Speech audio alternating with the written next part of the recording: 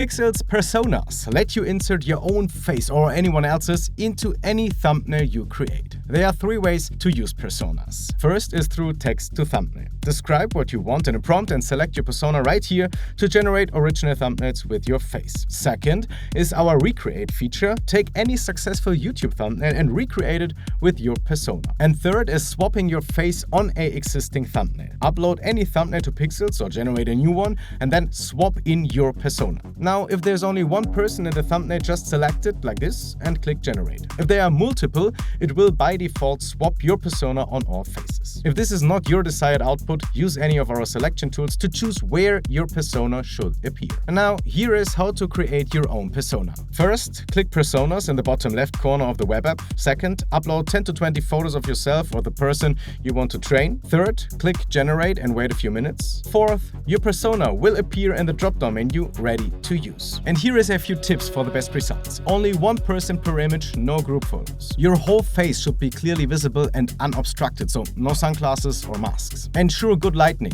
Avoid dark or blurry shots. Include multiple angles, like front, side, and slide turns. Vary facial expressions, serious, smiling, and surprised, for example. Avoid using the same background, outfit, or lighting setup for every image. Use images from different dates and moments, not just from a single photo shoot. Aim for 10 to 20 high-quality, diverse images to create a strong persona. And of course, if you have any additional questions, don't hesitate to open a support ticket. We are always happy to help.